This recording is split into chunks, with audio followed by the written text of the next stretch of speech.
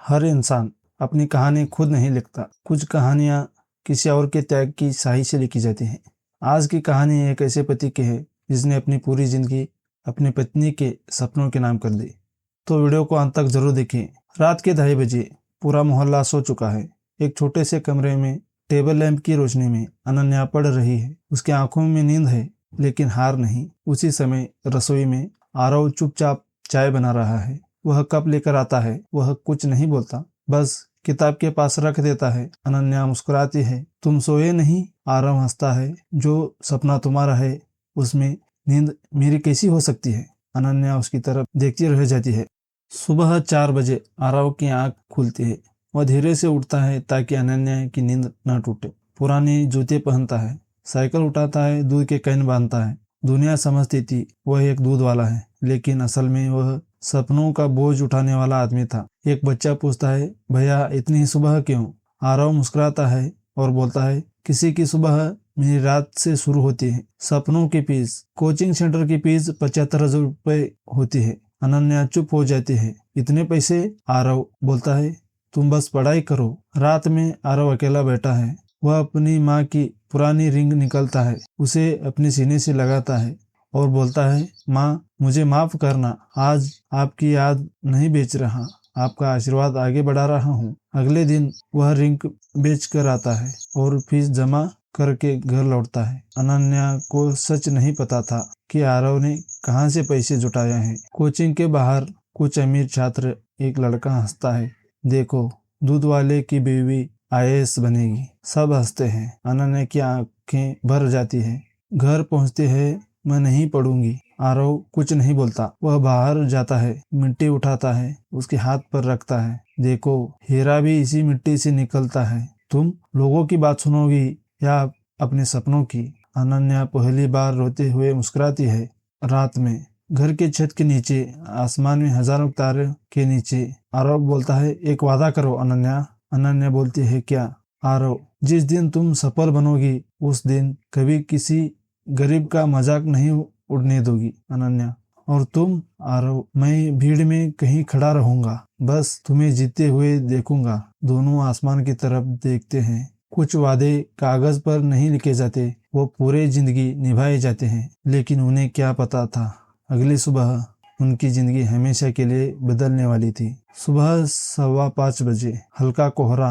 आरव दूध पहुंचाने के लिए साइकिल चला रहा है। अचानक एक तेज रफ्तार SUV गलत दिशा से आती है और धड़ाम से दूध के कैन सड़क पर गिर जाते हैं। आरव दूर जाकर गिरता है। लोग भाग कर आते हैं। उसके माथे से खून बह रहा होता है। उसे आजू बाजू के लोगों ने उठाकर अस्पताल पहुंचाते हैं। डॉक्टर उसकी पट्टी करते हैं। डॉक्टर, कम से कम 2 हफ्ते आराम करना होगा। आरव धीरे से पूछता है, हाथ तो ठीक है ना? डॉक्टर, हाँ, लेकिन क्यों? आरव मुस्कुराता है, मेरी पत्नी की परीक्षा है, उसे नोट्स लिख कर देने हैं। छुपा हुआ दर्द। आरव सिर पर टोपी पहन कर आता है ताकि पट्टी दिखाई ना दे। अनन्या पढ़ रही होती है। वह मुस्कुरा कर पूछते हैं, आज देर कैसे हो गई? आरव हंसता है और बोलता है, एक भैंस ने रास्ता रोक लिया था। अनन्या भी हंस पड़ती है। आरव की शर्ट के अंदर अभी भी खून रिस रहा है।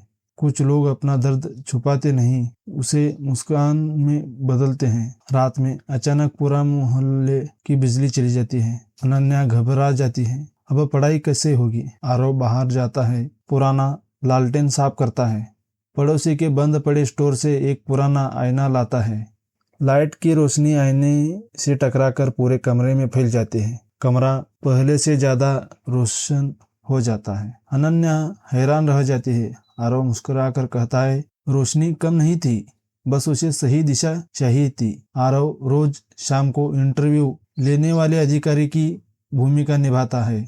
आरव गंभीर आवाज में, अगर पूरे देश की जिम्मेदारी आपको मिले तो सबसे पहले आप क्या बदलेंगी? अनन्या आत्मविश्वास से जवाब देती है, गलती होती है। आरव रोक देता है, सही जवाब देने से पहले सही इंसान बनना पड़ता है। दोनों देर रात तक अभ्यास करते हैं। सुबह परीक्षा केंद्र की तरफ निकलते हैं। सैकड़ों अभ्यर्थी को देखकर अनन्या के हाथ कांप रहे थे। आरव उसकी हथेली पर एक छोटा सा कागज रखता है। उस पर सिर्फ 3 शब्द लिखे होते हैं, मुझे भरोसा है। अनन्या की आंखें भर आती हैं। वह कागज अपने दिल से लगा लेते हैं। आरव मुस्कुराता है। अब जाओ, बाकी काम तुम्हारी मेहनत करेगी। वह परीक्षा भवन में चली जाती है। आरव बाहर पेड़ के नीचे बैठ जाता है। 3 घंटे बिना हिले, बिना खाए, बिना मोबाइल देखे सिर्फ इंतजार करता है। उसे नहीं पता था आज सिर्फ परीक्षा नहीं हुई, आज उसकी किस्मत भी लिखी गई है। लेकिन सबसे बड़ी परीक्षा अभी बाकी थी। सुबह 10 बजे पूरा घर शांत था। अनन्या का हाथ मोबाइल पर कांप रहा था। आरव बाहर आंगन में पौधों को पानी दे रहा है। अचानक मोबाइल स्क्रीन पर रिजल्ट खुलता है। कुछ सेकंड तक अनन्या स्क्रीन को देखती रह जाती है। फिर उसकी चीख पूरे घर में गूंजती है। आरव, मैं चुन ली गई। आरव दौड़कर आता है। अनन्या उससे लिपट कर रो पड़ती है। आरव कुछ नहीं बोलता, बस आसमान की तरफ देखकर धीरे से कहता है, धन्यवाद। टीवी चैनल, पत्रकार, कैमरे, फूलों की मालाएं, सब लोग अनन्या का इंटरव्यू लेना चाहते हैं। पत्रकार पूछता है, आपकी सफलता का सबसे बड़ा कारण? अनन्या मुस्कुराती है, लेकिन जवाब देने से पहले उसकी नजर भीड़ में खड़े आरव को ढूंढती रहती है। वह कहीं दिखाई नहीं देता। उधर आरव चुपचाप घर लौट आता है। रसोई में खड़ा 2 कप चाय बना रहा होता है। कुछ लोग तालियां नहीं चाहते, उन्हें बस अपने इंसान की मुस्कान चाहिए होती है। रात में अनन्या अलमारी साफ कर रही होती है। एक पुरानी डायरी गिरती है। उसमें बिल लगे होते हैं। माँ की पुरानी रिंग बेचने की रसीद होती है, दवा की पर्चियां, एक्सीडेंट की रिपोर्ट, पुराने अस्पताल के कागज और एक पत्र में लिखा होता है, अगर तुम यह पढ़ रही हो तो शायद तुम अपने सपने तक पहुंच चुकी हो। मैंने तुम्हें कभी अपने दर्द नहीं बताए क्योंकि मैं नहीं चाहता था तुम्हारे सपनों का वजन मेरे घावों से बढ़ जाए। अगर लोग तुम्हें सलाम करें तो बस मुस्कुरा देना। मुझे किसी पहचान की जरूरत नहीं, तुम्हारी जीत ही मेरी पहचान है। अनन्या की आंखों से आंसू रुकते नहीं। कुछ महीने बाद बड़ा सरकारी समारोह, पूरा सभागार भरा हुआ है। अनन्या को मंच पर बुलाया जाता है। सब लोग तालियां बजाते हैं। वह माइक पकड़ते हैं, कुछ सेकंड तक चुप रहते हैं, फिर कहते हैं, आज मुझे सम्मान मिल रहा है, लेकिन जिस इंसान ने मुझे यहाँ तक पहुँचाया वह आज भी पीछे बैठा है। वह मंच से उतरते हैं, सीधे आरव तक जाती है, उसका हाथ पकड़कर मंच पर ले आती है। पूरा हॉल खड़ा हो जाता है। लंबी तालियां बजाते हैं। आरव की आंखों से पहली बार आंसू निकलते हैं। कुछ साल बाद एक छोटे से गांव में एक नई लाइब्रेरी बनती है। उसके बाहर लिखा होता है, आरव ज्ञान केंद्र। इस इमारत की नींव ईंटों से नहीं, एक इंसान के त्याग से बनी है। सूरज ढल रहा होता है। बच्चे लाइब्रेरी में प्रवेश कर रहे होते हैं। इस कहानी का एक ही संदेश है, सच्चा प्यार कभी अपने लिए इतिहास नहीं लिखता, वह किसी और का भविष्य लिख देता है। याद रखिए, हर सफलता के पीछे सिर्फ मेहनत नहीं, किसी का मौन त्याग भी होता है। अगर इस कहानी ने आपके दिल को छुआ है तो इसे उन लोगों तक जरूर पहुंचाइए जो किसी अपने के सपनों को पूरा करने के लिए खामोशी से संघर्ष कर रहे हैं। क्योंकि हर नायक मंच पर नहीं होता, कुछ नायक हमारी जिंदगी के पीछे खड़े होते हैं। धन्यवाद। वीडियो अच्छा लगा हो तो लाइक करें, शेयर करें और हमारे चैनल को सब्सक्राइब करें।